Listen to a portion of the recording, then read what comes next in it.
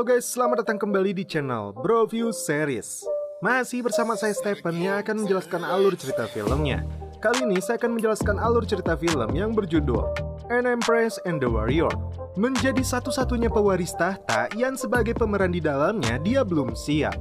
Dia mengandalkan seorang jenderal yang bisa dipercaya, tapi dia harus lari saat nyawanya terancam. Beranikah dia kembali dan melawan musuh-musuhnya? Langsung saja, sebelum masuk ke ceritanya seperti biasa, siapkan apa? Ya tentunya Kopai dan Udbray untuk menemani kalian dalam menonton alur cerita film ini.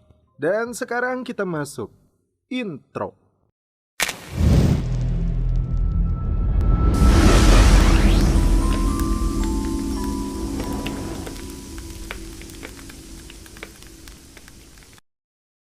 Di awal film, aktor utama Donnie Yen kali ini berperan sebagai seorang jenderal bernama Mu Yong-shuhu. Sejak kecil dia sudah menjadi anak yatim piatu. Sejak saat itu, Raja Yan mendidik dan melatihnya hingga dia diangkat menjadi seorang jenderal. Saat sedang berada di aula pedang, muncul putri kerajaan ini yang bernama Yen Feier. Koleksi pedang ini menjadi saksi bisu kerajaan Yan dilahirkan dari darah prajuritnya yang hebat. Esok hari, mereka akan kembali terjun ke medan perang. Feier meminta secara khusus kepada Mu Yong untuk menjaga Baginda. Peperangan yang berlangsung sengit itu menimbulkan banyak korban. Meskipun seorang putri raja, Feier tidak risih untuk menemui prajuritnya yang terluka. Dia akan menyampaikan pesan terakhir kepada keluarga mereka yang gugur di medan perang. Sementara itu, Raja Yan yang sedang memimpin pasukan terkena tembakan panah di bagian bahunya. Mu Yong dan para pengawal langsung membawa raja kembali ke tenda. Karena luka yang sangat parah, Baginda menyerahkan puncak pimpinan pasukan kepada Jenderal Mu Yong. Huba yang mempunyai ikatan darah dengan raja terkejut dengan keputusan ini. Mu Yong ditugaskan untuk mengalahkan pasukan Zhao. Musuh yang jauh lebih berat pun pernah dipaksa mundur oleh pasukan pimpinan Mu Yong. Yang dia takutkan musuh yang berasal dari dalam. Mu Yong meminta Feier untuk menjaga Yang Mulia. Feier tidak bisa membendung kesedihan saat mengetahui ayahnya terluka parah. Dan raja menyuruhnya memberikan pedang burung swallow kepada Mu Yong. Di medan peperangan, Mu Yong berhasil memukul mundur pasukan Zhao.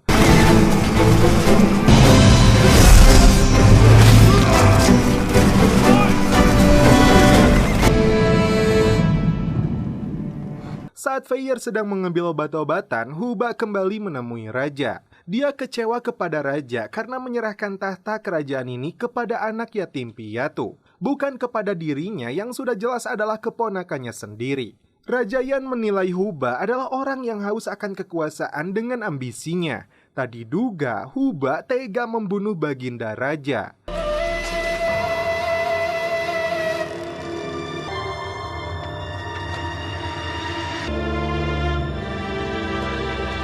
Feier yang datang membawakan obat terkejut ketika ayahnya telah meninggal. Hari itu mereka berkumpul di aula pedang untuk memberi penghormatan terakhir kepada mendiang raja. Menteri Teng menyampaikan mandat terakhir yang mulia. Jenderal Mu Yong akan menggantikan posisinya memimpin kerajaan Yan. Tentu saja Huba dan komplotannya tidak setuju. Diao Erbao bahkan menyebut Mu Yong seorang anak yatim piatu haram yang tidak layak memimpin mereka semua. Feier kemudian berbicara. Sebelum meninggal, ayahnya memberikan pedang burung swallow kepadanya. Belum tuntas ucapannya, Mu Yong langsung menyela bahwa Yang Mulia berharap Tuan Putri bisa menggantikan posisinya. Dia dan para pengikutnya langsung bersujud. Mu Yong yakin Tuan Putri bisa mempersatukan mereka semua. Huba dan para pengikutnya menolak karena seorang wanita dianggap lemah untuk memimpin kerajaan. Mu Yong langsung mengeluarkan pedang untuk menjaga mulutnya. Meskipun belum pernah memerintah pasukan, tapi darah raja menggebu dalam dirinya.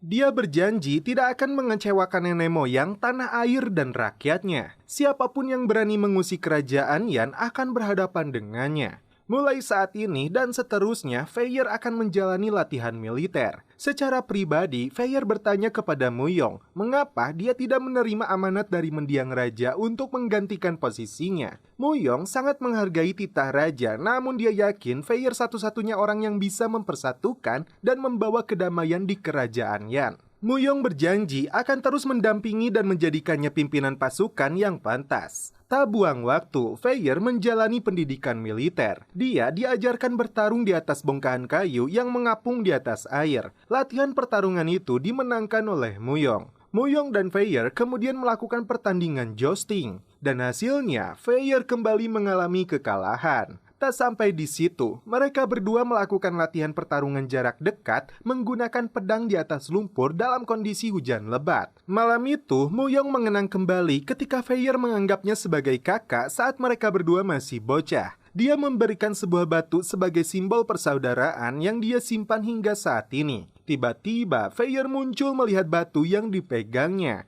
Tak hanya dilatih berperang, Feier harus kuat merasakan didikan keras dari Muyong, termasuk membersihkan kandang kuda. Meskipun sangar dari luar, Feier meyakini hati Muyong begitu lembut dan menyayangi dia layaknya adik kandung. Esok hari, Feier kembali menjalani latihan memanah. Dia berhasil menjatuhkan beberapa anak buahnya, namun saat berhadapan dengan Muyong, dia kembali gagal.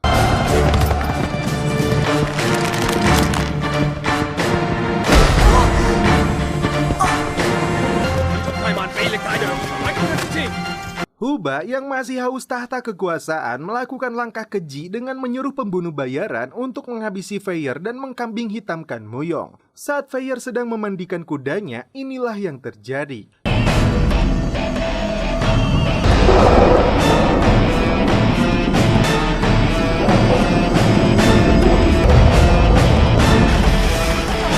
Feier melarikan diri ke sebuah hutan. Berkali-kali dia mendapat serangan sumpit dengan anak panah beracun. Seorang pemuda bernama Duan Lan Quan yang menghuni hutan ini melihat kejadian tersebut. Dia langsung melepaskan beberapa jebakan untuk menghentikan para pembunuh bayaran.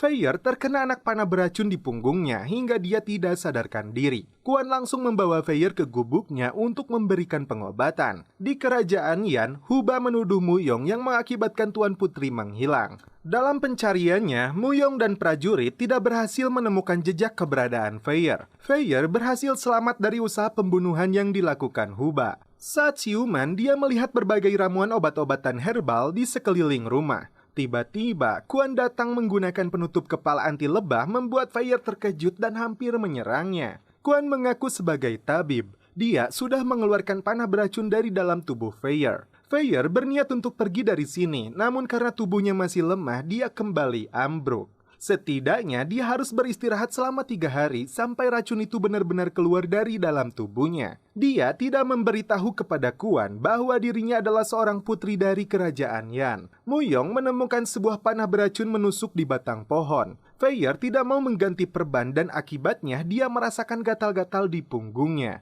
Melihat hal itu, Quan hanya tersenyum. Feier tidak sanggup lagi dan meminta Quan untuk mengganti perbannya. Di kerajaan Yan, Huba menganggap Tuan Putri turun tahta karena hilang dari kerajaan. Menteri Teng tidak setuju, situasi kerajaan menjadi kacau. Feier mulai menikmati hari-harinya. Dia diajak Quan untuk memanen madu lebah. Dan tiba-tiba... 呢個蜂蜜加埋我草藥，對於療傷試下。新鮮蜂蜜真係好食啊！急唔急喎？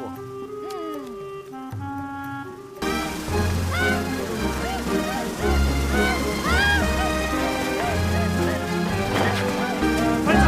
快！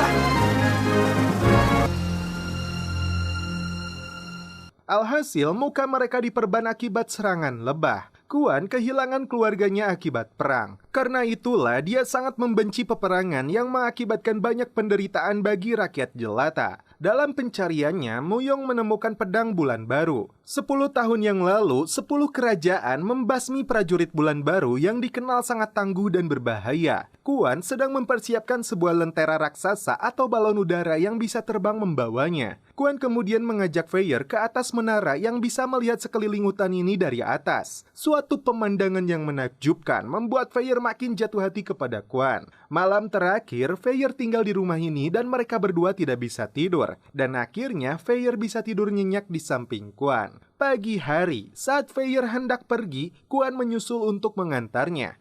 Mereka bertemu dengan Muyong dan pasukannya. Kuan cukup terkejut karena ternyata Feier adalah putri kerajaan Yan. Feier meminta Kuan menganggapnya orang biasa seperti seekor burung swallow yang terbang bebas di angkasa. Dalam perjalanan pulang, seorang prajurit melaporkan mereka menderita kekalahan akibat serangan dari pasukan Zhao. Menteri Teng melaporkan kekalahan mereka karena Huba tidak mau mengerahkan pasukannya kecuali pedang swallow itu diserahkan kepadanya. Pasukan Zhao diketahui berjumlah 10.000, sedangkan Muyong hanya memiliki 2.000 prajurit. Keesokan harinya, perang besar terjadi.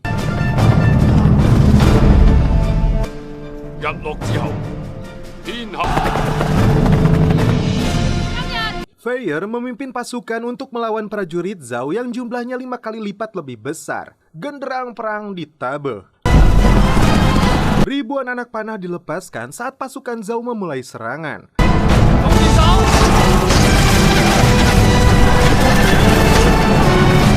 Peperangan ini berlangsung sengit. Zhao begitu percaya diri, perang ini telah dia menangkan.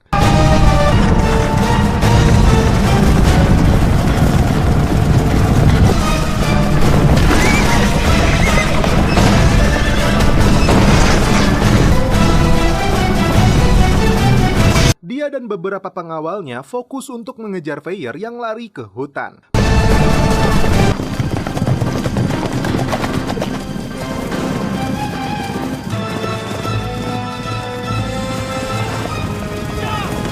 Padahal ini strategi rahasia yang dipersiapkan oleh Muyong untuk menjebaknya.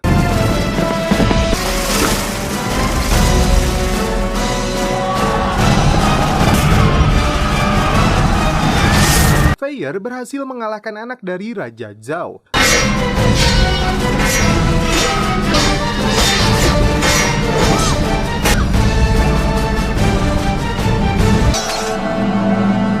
Sedangkan Muyong hampir saja memenggal kepala dari Raja Zhao. Feier langsung mencegahnya. Muyong terkejut kenapa Tuan Putri melakukan itu. Perang yang terjadi di antara dua kerajaan mereka tidak akan pernah selesai jika satu sama lain terus mengobarkan api dendam. Feier ingin menciptakan kedamaian dengan mengampuni Zhao dan membiarkannya pergi. Muyong sangat takjub dengan perubahan sikap dan keputusan Feier.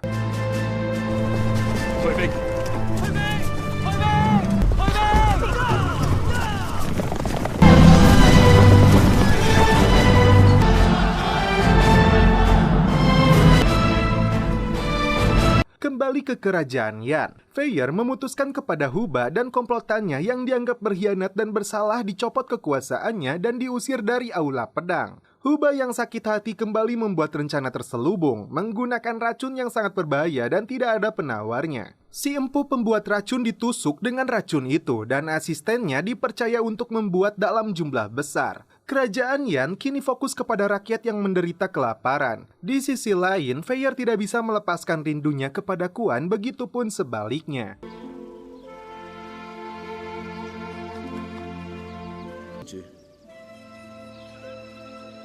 Muyong memberitahu Feier bahwa Kuan seorang prajurit bulan baru yang paling ditakuti semua negara. Mereka tidak pernah kalah dalam perang, karena terancam 10 kerajaan bergabung untuk membasminya. Hanya Kuan yang tersisa. Singkat cerita, Feier memutuskan untuk turun tahta. Muyong dan Teng diangkat untuk bersama-sama memimpin kerajaan Yan. Dia memilih pergi untuk mengejar cintanya. Muyong tidak bisa lagi mencegahnya. Feier datang tepat waktu saat Kuan hendak menerbangkan balon udaranya.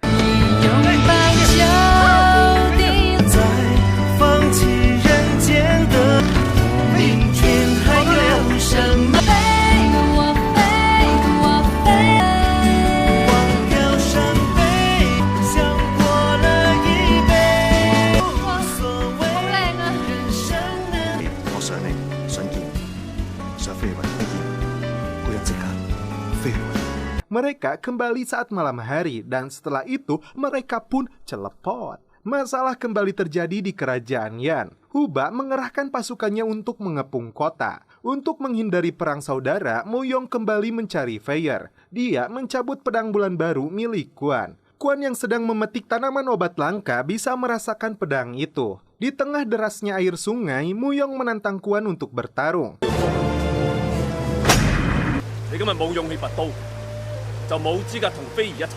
menunjukkan dia layak mendapatkan Fire. Sebuah pertunjukan gaya bertarung yang sangat epik.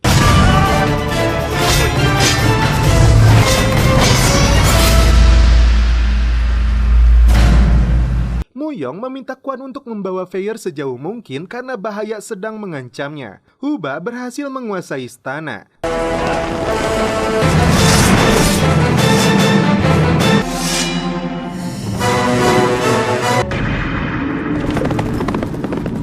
Dan ketika Muyong kembali, pasukan Huba mengepungnya.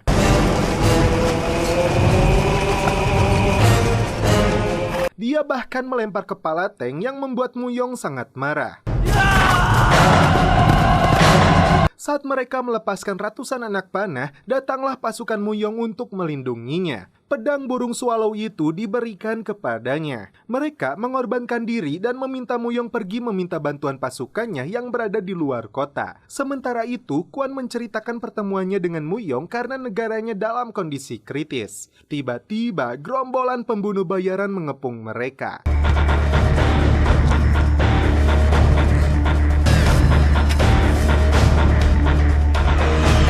Quan dan Fire berjibaku melawan serangan mereka yang menggunakan panah beracun yang tidak ada obat penawarnya.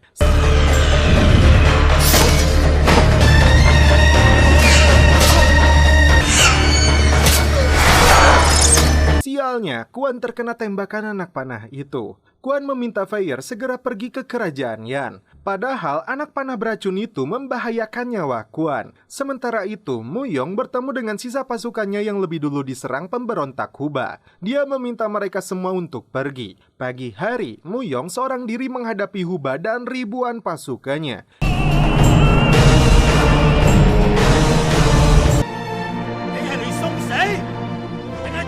Dia melemparkan pedang swallow dan menantang mereka semua untuk mengambilnya. Muyong membantai mereka semua satu persatu.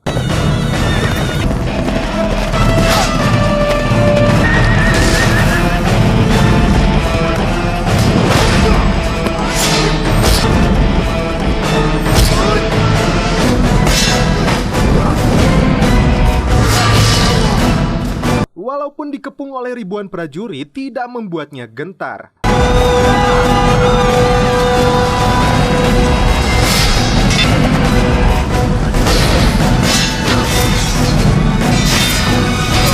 Anak panah dan beberapa tombak yang menusuk di tubuhnya tidak bisa membuatnya tumbang. Muyong terus berjuang hingga titik darah penghabisan.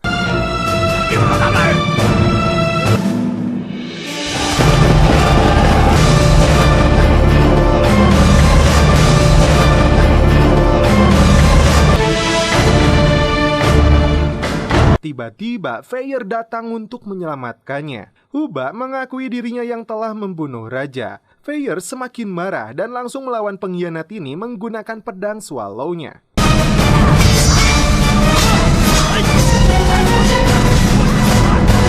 Dalam pertarungan itu, Fire sempat kalah hingga kepalanya diinjak oleh Huba. Tiba-tiba, Fire meraih tombak dan menusuk kepala Huba hingga tewas. Yang menyedihkan, Muyong pun tewas. Begitu juga dengan Quan yang tidak sanggup bertahan dengan racun ganas itu. Dua orang yang dia sayangi kini pergi meninggalkannya. Sejak saat itu dia kembali memimpin kerajaan Yan dan menciptakan kedamaian dengan 10 kerajaan lainnya. Dan setelah itu film pun berakhir. Oke guys, bagaimana menurut kalian alur cerita film dari An Empress and the Warrior ini? Menurut saya, ada 3 faktor yang menyelamatkan film ini. Tidak lain tidak bukan adalah kostum dan perlengkapan lainnya yang cukup detail. Namun satu lagi yaitu apa? The Kopai Suruput.